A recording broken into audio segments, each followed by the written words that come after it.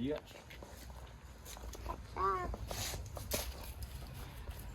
And why were you cleaning it? Just so I could look at it better. Like, even though there's still like a bit of this oil residue on it,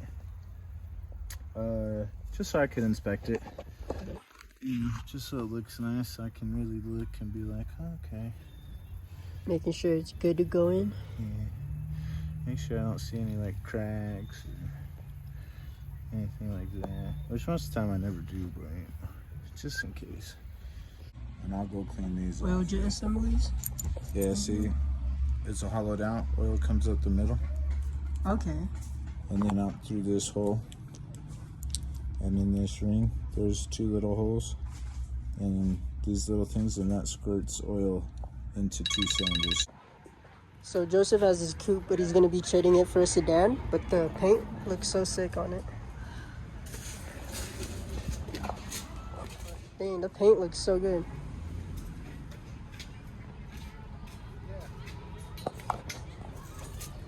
Joseph actually gave me these rear spats, or these mud guards. So shout out to Joseph. I'm gonna have his YouTube right here. But back to his G. Look at the seats. Oh, the seats are right here. They're like mint.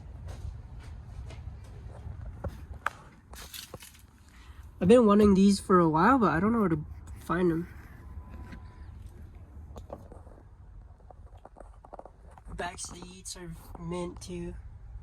It's crazy.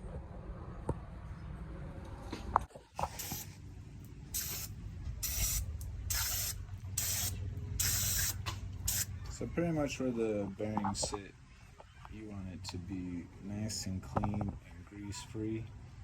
I'm gonna put my oil squirters in first. They're right here. It's oil jet assembly. These ones right here. Yes.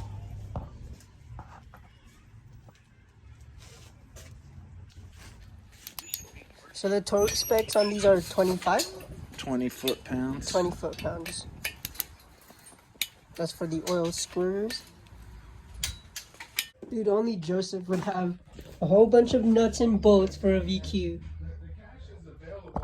He has like a whole bunch of parts as well. That's freaking insane, dude.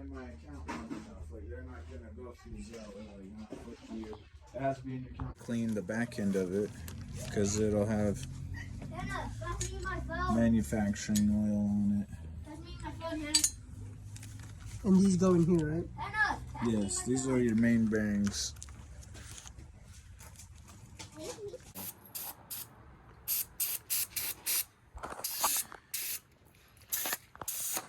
And you're spraying brake cleaner to clean the surface, right? Yeah, just to remove like any contaminants and oils and stuff. I've never seen a VQ motor like this, so it's pretty cool to see.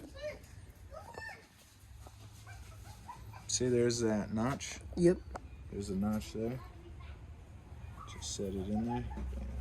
That's it. You don't need to put lube on the outside? We will before we put the crankshaft in, but Okay. for now. And you can see it says ACL standard stamped into it. Yep.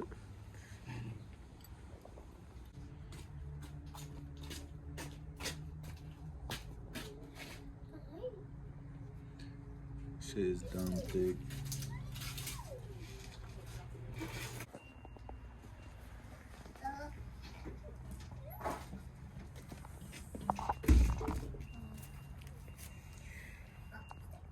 Like butter.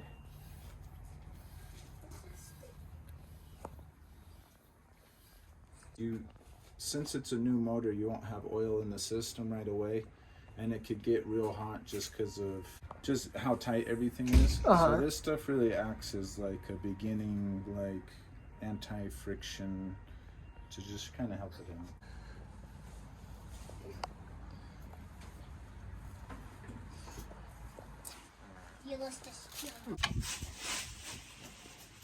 Don't trust me, kids.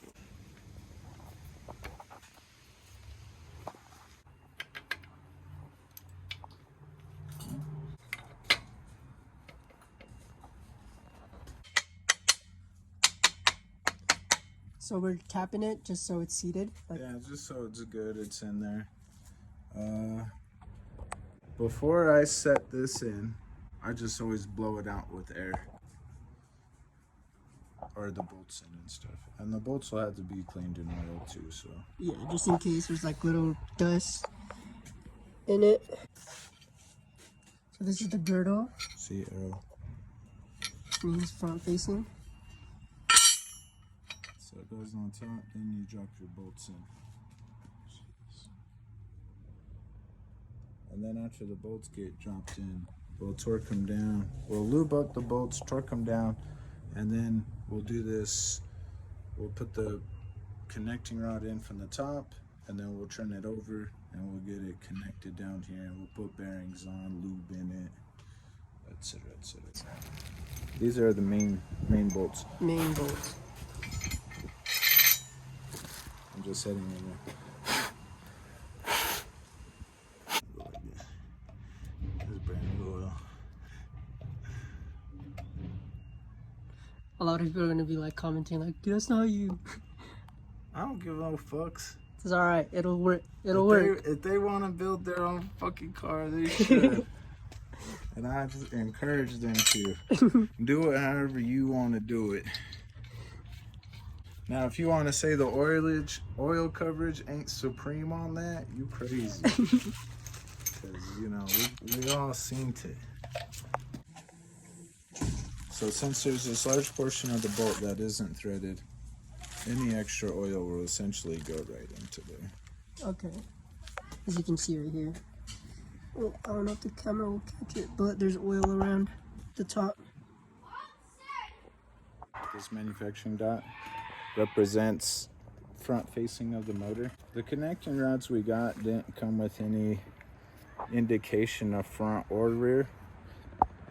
So I'm gonna just leave all of these numbers on the side and line it up facing towards the front. So essentially it'll go in, and where this is facing the front, this would come in from that side, from the front side. Once that's in there, like you could drop your little locking retainer pin in, and then you push this all the way up against that, and you'll drop in your second one. And that's how, well, they're snap rings, the 2 dots. And so you'll have your connecting rod combo practically ready to install. So it's manufactured. If you try to go through the back, it'll be very, very tight. You can hammer it through, but you know. That risks. It's on you. Yeah. This video is probably going to be super long, so I'm probably going to split this into part 1 and part 2. Because if I put it all together, it's probably going to be an hour video.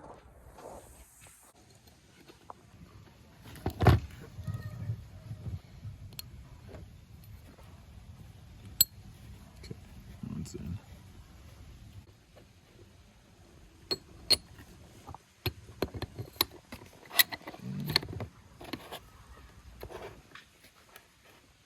Push it all the way to the back. Seated. And drop in the front one. So this is what it looks like when it's all assembled. The rods and the pistons.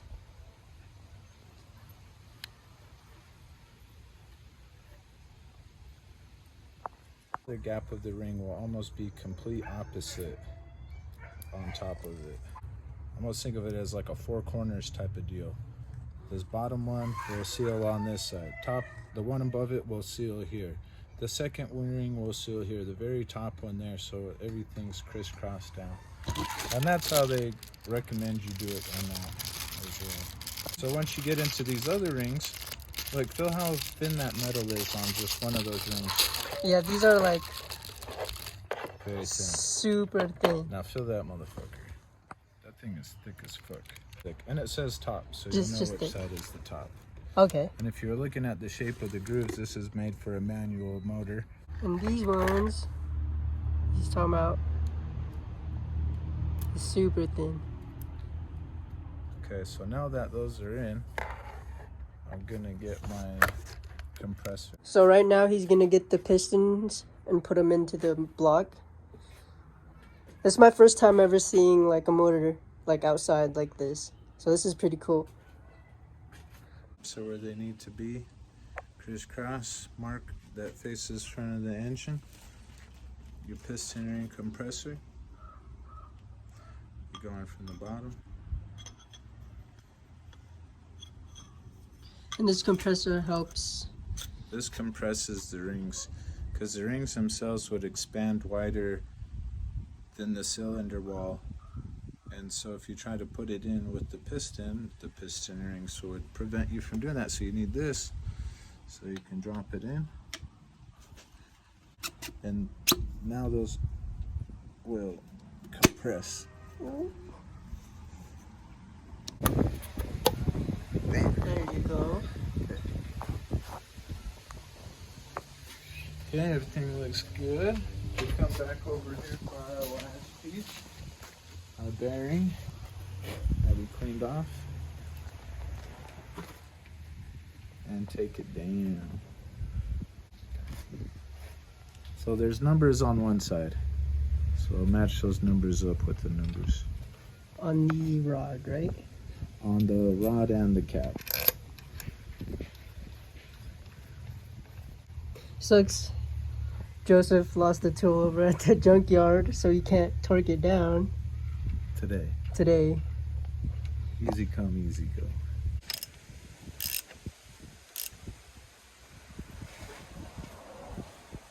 Okay. Man, that looks good.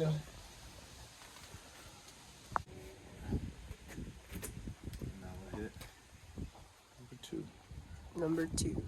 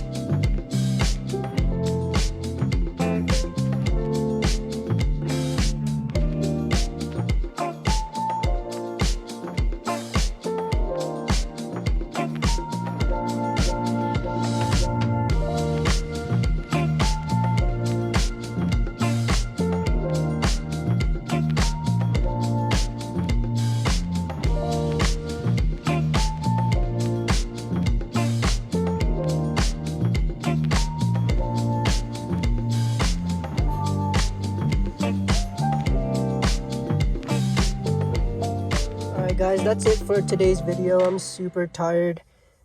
This wasn't planned at all. I called off work and I was driving back home and I met up with Joseph on the road. I've never hung out with Joseph like outside of like social media, so felt like that was meant to be. But I'm probably gonna put these 2 videos, part 1 and part 2, because it's gonna be so long. So part 1 is probably gonna go up today. If you guys enjoy this content, please leave a like and make sure you guys follow Joseph as well. He's been super cool guy, teaching me a lot of things.